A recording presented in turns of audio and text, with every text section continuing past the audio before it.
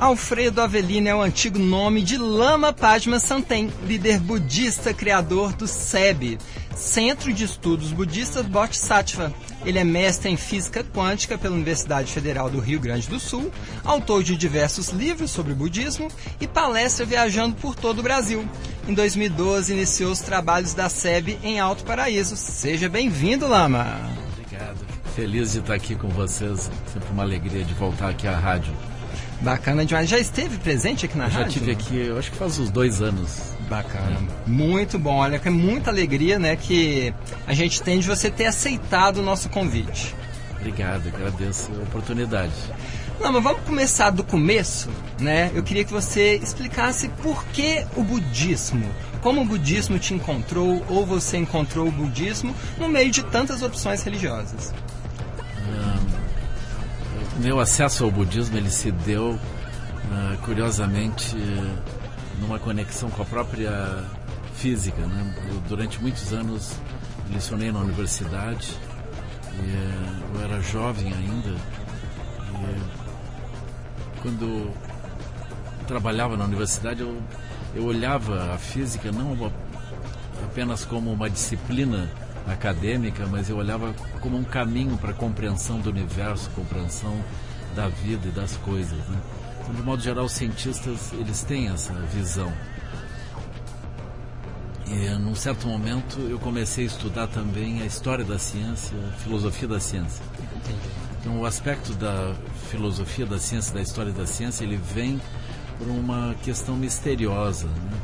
Ainda que a ciência avance, a pergunta que começa a surgir para os cientistas é por que os cientistas das gerações anteriores se enganaram? Como é que eles viram coisas que não eram verdadeiras? Como é que eles não descobriram aquilo? Eles eram pessoas muito argutas, muito inteligentes, e como é que a mente se engana, enfim? E eu acho que você falou uma coisa muito interessante. Você estava nas ciências, né, numa matéria... Sim. Não sei se a gente pode considerar exatas, né, como a física, mas você se interessou pela filosofia da ciência. E você percebe que às vezes tem muito cientista que não percebe os seus pressupostos filosóficos por trás das teorias. Essa é uma questão importante. E o caminho de acesso a isso é assim, mesmo que o cientista ele tenha uma certa confiança na própria ciência, no método científico, o que acontece é que ele começa a refletir como que as gerações anteriores se enganaram. Então, por exemplo, eu lembro de ver fotografias dos cirurgiões fazendo a cirurgia de terno e gravata e fumando. Eles não conheciam a asepsia, eles não conheciam o fato de que tem bactérias e vírus. E eles faziam cirurgias, né? Então a gente hoje olha como que é possível que eles não sabiam isso, né? Não viam isso, né? Aí vem essa pergunta, como que a mente se engana? Como que eles podem imaginar que aquilo que eles sabiam era verdadeiro, era suficiente?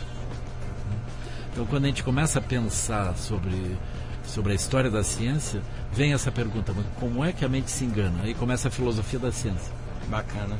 E nesse questionamento, né, nesse olhar para o universo e perguntar se existe um sentido ou se existe algo além só do natural, né? Como você encontrou o budismo? Aí, essa é uma questão complexa, porque a gente começa então a duvidar das nossas certezas.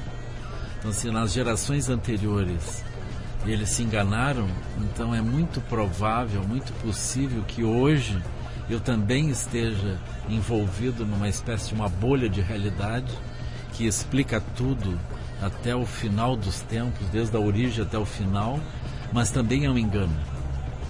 Então a gente vai se defrontar com várias visões cosmológicas, a gente vê que as visões cosmológicas elas mudaram. Então a gente, por um lado, pensa sobre a importância de refletir sobre as questões de origem, propósito, etc., mas a gente começa a olhar para dentro de nós e ver se eu não estou viajando, se eu não estou criando também fantasias. Tipo, humildade histórica, né? Tantos erraram, tantos tiveram uma visão parcial, por que será que eu não tenho também? Né? Aí como que o budismo se insere nisso?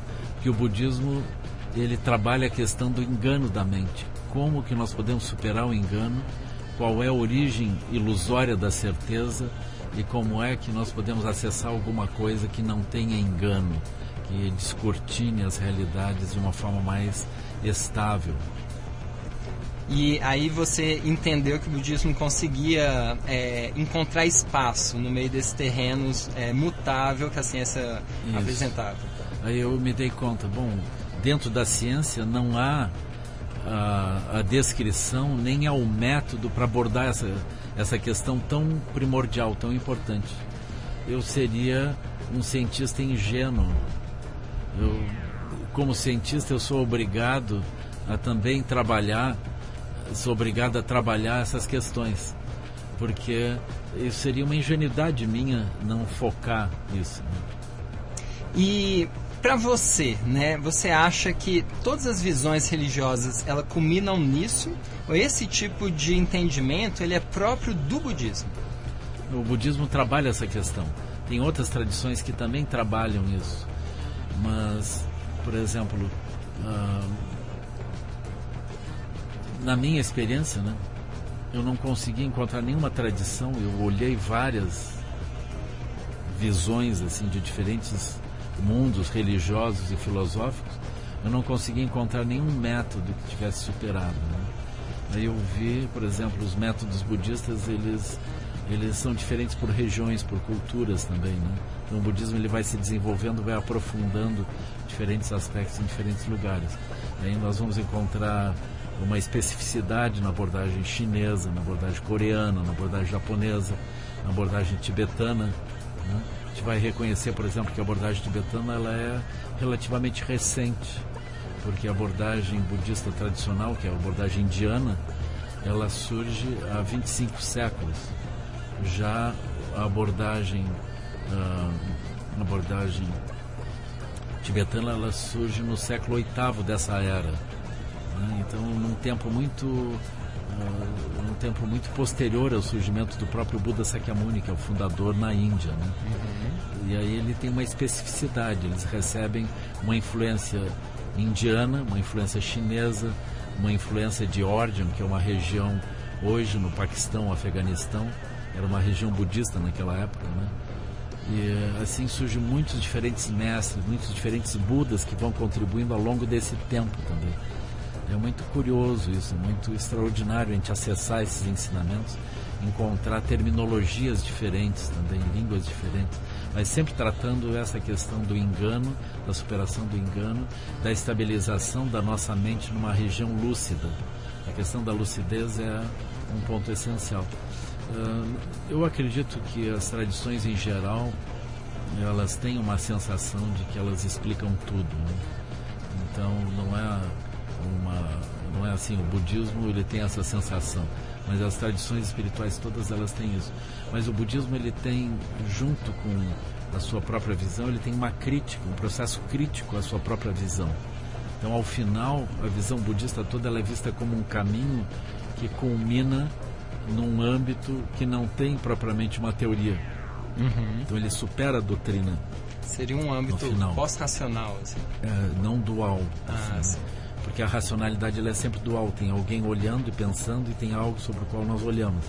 Então existe uma experiência, nós vamos avançando em direção à não dualidade. Assim.